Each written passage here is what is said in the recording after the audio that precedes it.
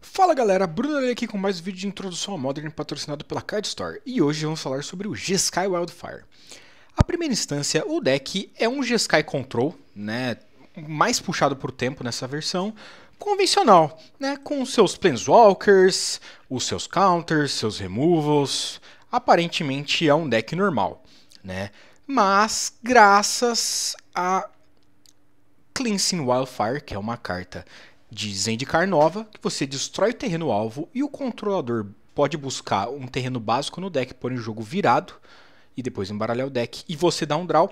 Esse deck surgiu, né? Por que o deck é chamado de Wildfire? Claro, né? Primeiro porque ele usa o Cleansing Wildfire. A primeira instância também a carta ela é utilizada para destruir utility lands, né? Você destrói Tron Lands, você pode destruir terrenos do amuleto, né? Principalmente Bounce Land é muito bom. Você está dando um 3/1, o oponente perdeu o turno inteiro dele, voltou uma land para a mão e você vai dar um draw.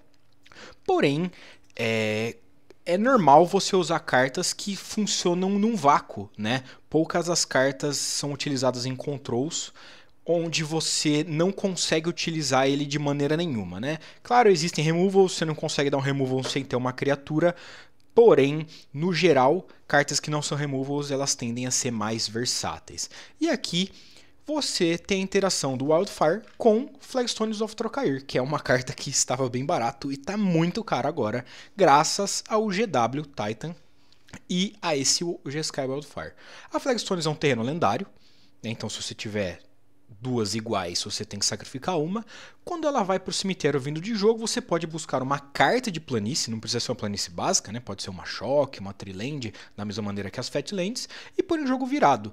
Então, por si só, esse combo do Wildfire faz você ter 5 manas, faz você ter 4 manas no turno 3, né? Turno 1 nada, turno 2 Wildfire na Flagstones, você vai pegar um terreno do Wildfire, né, um terreno básico, e provavelmente uma dual ou um trioma com a Flagstone, e você vai ter rampado, vai ter dado um draw.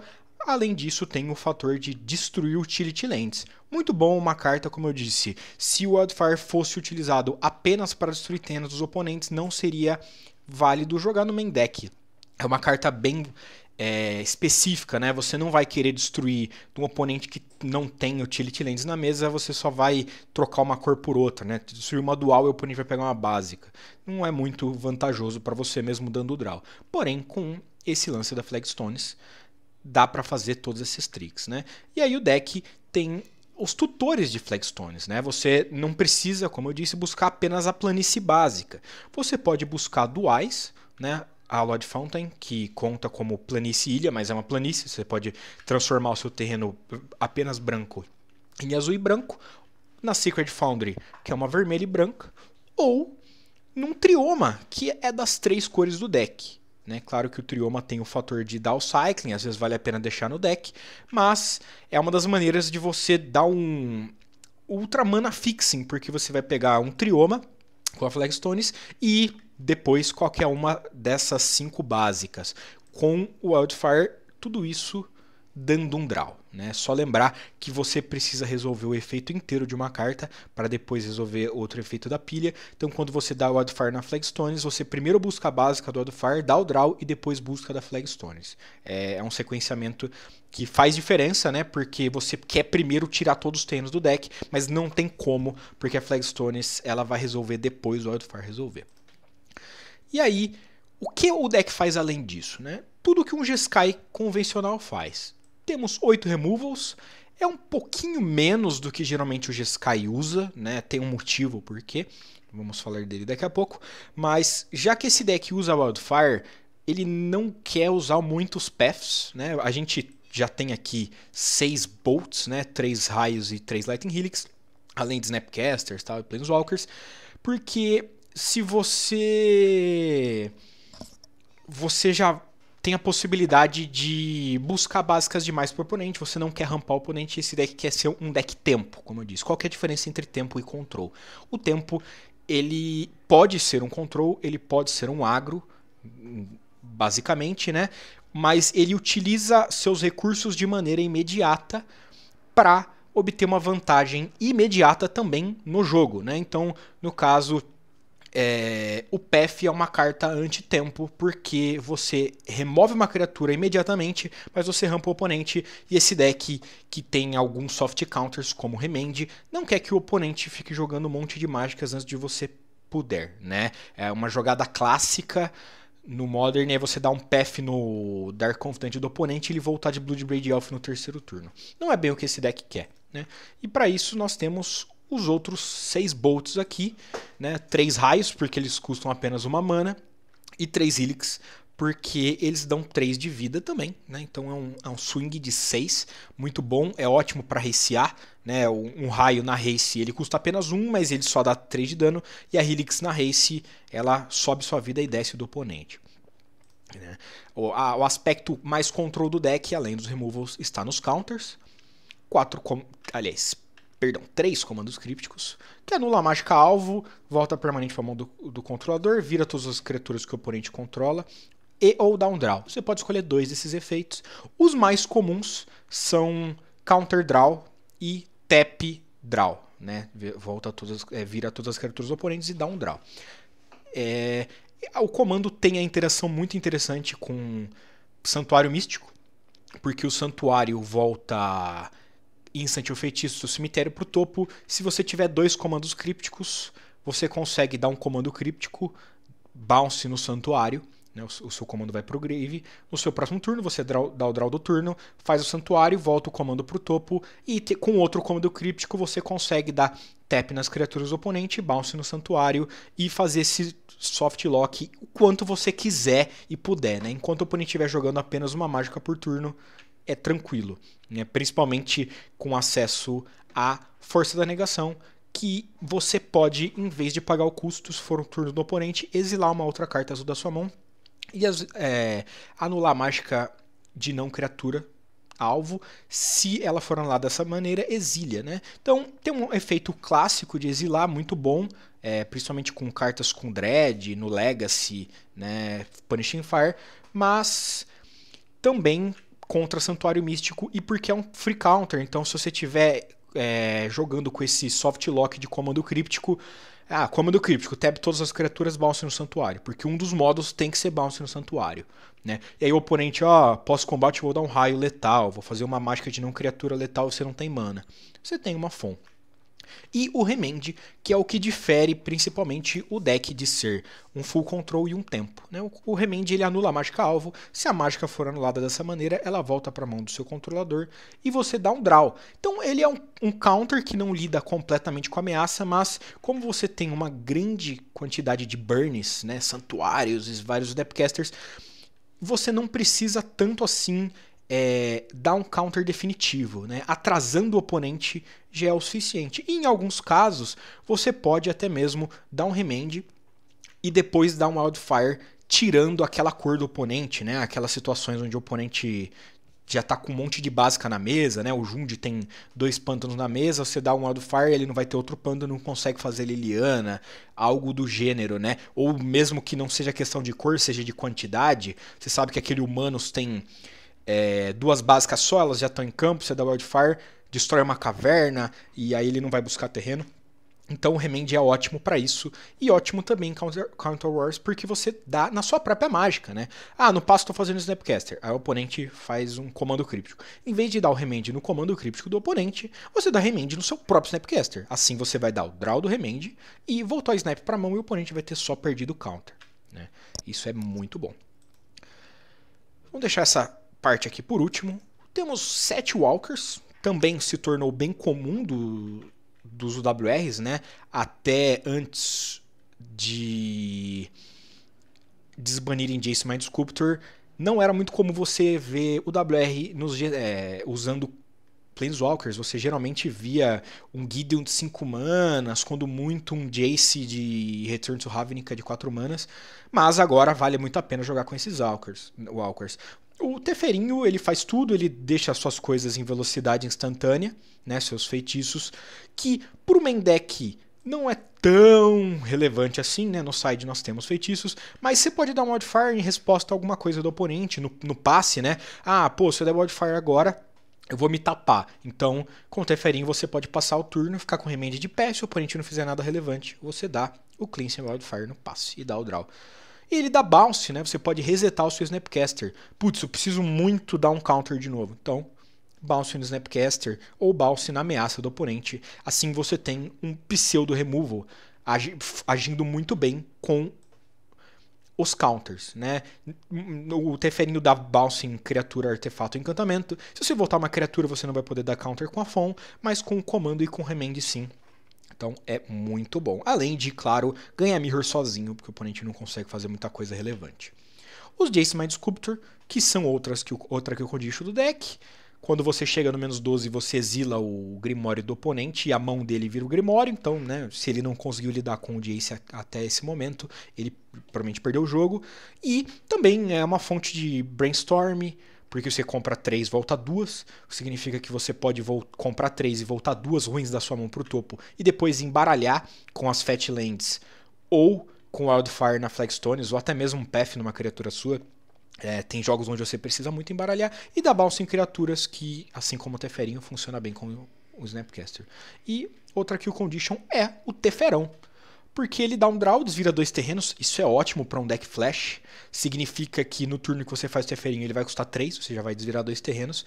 É muito bom quando você tem coisas em velocidade feitiço a fazer, como o Wildfire custa 2, ele vai custar pseudo 0, com o Teferi em campo, e também com o Shark Typhoon, porque ele vai custar menos no turno que você o fizer. Mas o que também é legal, porque você pode, né, no seu turno, fazer um Snapcaster para alguma coisa. No caso, você só tem Wildfire de draw barato, mas em algumas listas que tem Opt ou Serum Visions, você poderia fazer Snapcaster para Serum Visions e depois desvirar os terrenos para ficar com mais mana de pé. Né? O normal de se fazer o Teferão em algumas partidas é com 7 manas, que você pode fazê-lo, desvirar 2, ficar com 4 e ter o comando de pé. O menos 3 dele é uma Kill Condition, né? Depois que você ulta ele, toda vez que você dá um draw, você exila permanente alvo. Aí você vai colocar o Teferão na sua terceira do topo do deck, infinitamente, né? Mesmo que não tiver carta no seu deck, você faz o Teferão, dá menos 3, coloca ele na terceira do topo, que no caso vai ser o topo, compra de novo, até uma hora que o oponente vai acabar perdendo ou por deck ou você mata ele de outra maneira, né? Então, esses 7 Walkers são muito bons e o Jace e o Teferão são realmente Kill Conditions. O Teferinho, ele pode contar como uma Kill Condition em contrapartidas que tem muita mágica instantânea, mas o Jace e o Teferão são mágicas instantâneas.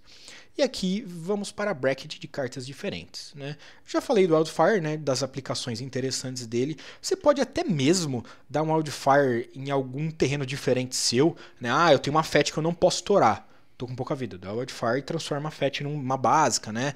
Você não tem Flagstones, mas mesmo assim você tá meio zicado de cor. Sacred Foundry, Montanha e Planície. Quebra uma e transforma numa ilha. Mas o mestre do show aqui é o Snapcaster. Clássico, uma carta que tá vendo bem pouco jogo agora no Modern, infelizmente, o que mostra que o Modern está meio perigoso, mas eu estou gostando. Que ele dá flashback para instant ou feitiço do seu cemitério quando esse jogo, até o fim do turno. Então ele é ótimo com tudo do deck. Né? Volta paths, raio. Lembrando que se o oponente não tiver removal nem blockers, um snap e um raio é 8 de dano, né? Porque você dá o bolt no oponente, ele toma 3, snapcaster, mais recapitula o bolt, ele toma mais 3, bate 8. Então o oponente de 20 de vida vai a 12, do nada. É por isso que esse deck consegue fechar jogos tão rápido. Além de todas as tricks, né? Eu preciso ganhar mais tempo de jogo. Então, beleza, tem Santuário Místico para voltar comando críptico, mas você também pode fazer comando críptico, tap todas as criaturas, bounce no snap, para ganhar mais tempo. Lembrando que quando uma mágica perde todos os seus alvos válidos, ela pifa. E o comando ele vira todas as criaturas dos seus oponentes, não dá alvo no oponente. Então, se você der tap e bounce no Snapcaster, o oponente matar o Snapcaster, o comando pifa e tudo pifa, você pode morrer ou perder o jogo. Mas ele é ótimo com os counters e os removals, né? Ele é ótimo com tudo. É praticamente um orégano. E o Shark Typhoon, que também é uma carta bem nova, né? Um pouco menos nova do que o Cleansing Wildfire, mas também revigorou o deck. Que já falamos muito aqui, é o encantamento de 6 manas, que toda vez que você casta uma mágica de não criatura, ele cria uma token de Shark XX, sendo X o custo daquela spell. Ou tem o Cycling, uma azul, uma qualquer e X, você cria uma token XX com voar de Shark e da Draw. Então é maravilhoso porque um dos maiores problemas dos decks Controls é que eram poucas ameaças flash, né? Geralmente o que jogava era Restoration Age ou Snapcaster Mage e Vendilion Clique. Só que o Snapcaster é blocado por qualquer coisa e a Vendilion morre muito rápido, né? Ela perdeu muita força nos últimos tempos. E aqui o Shark Typhoon você consegue passar com 4, 5, 6 manas de pé e fazer um Shark muito grande, né? As listas com Stone Blade também usam Shark para poder equipar a espada. Então, ele tem esse lance, e também na guerra de top deck, um Shark Typhoon provavelmente vai ganhar o jogo, né? Mesmo que o oponente ainda tenha cartas na mão, se você não tiver nada para fazer, faz o Shark Typhoon por 6 manas, e a partir daí, né, nem que você tenha que ficar, fazer um Wildfire para remand no Wildfire, ou Force no seu próprio Wildfire, para fazer mais tokens muito rápido, você consegue fazer essas maluquices, né? E também em alguns turnos você consegue dar bounce no Wildfire, no Shark Typhoon com o Teferinho para ter esse efeito, né? Eu preciso de 2 blockers e eu tenho, por exemplo, 6 manas. Então eu posso fazer 3 manas Teferinho, faz uma token 3/3, o Teferinho dá bounce no Shark, eu posso ciclar e fazer mais uma token 1/1. Não é o ideal, mas é uma opção, né? Opções são sempre muito boas. E isso torna o deck muito bom, versátil e divertido de jogar. Então, já vimos o que ele faz no main deck, vamos dar uma olhada no side. Temos uma Soul Guide Lantern que substituiu a Relíquia de Progênitos, né? Esse deck não usa Relíquia de Progênitos porque ele usa muito o próprio cemitério, Rest in Peace pelo mesmo motivo, e Grafdigger's Cage, que apesar de não travar o Santuário Místico, trava o Snapcaster, né? Quando a Soul Guide entra em campo, exila a carta do cemitério alvo, uma só, aí você pode virar ela e exilar todas as cartas do cemitério dos oponentes, ou pode pagar um virar, sacrificar e dar um draw. Então, né, ela é uma relíquia um pouco diferente, mas o importante é que por apenas uma mana você consegue exilar o cemitério inteiro sem precisar deixar uma mana de pé igual a outra relíquia e não exilar o seu, né? Ceremonial Rejection contra Trons da vida, o Dratron voltou a jogar bastante, né? Anula mágica incolor, você geralmente não vai subir isso contra deck de espada, porque a Stoneforge coloca de graça e a Rejection não vai pegar mais nada, mas dependendo do deck, se ele tiver mais coisas, né? Pegar aquele seu amiguinho de Scales, o Rejection também é muito bom. Principalmente porque Tron, mesmo com Wildfire, tende a ser uma partida meio complexa e ter um counter de uma mana é muito bom. 4 Aethergust, o terror dos valacuteiros, dos ponzeiros, dos monorredeiros.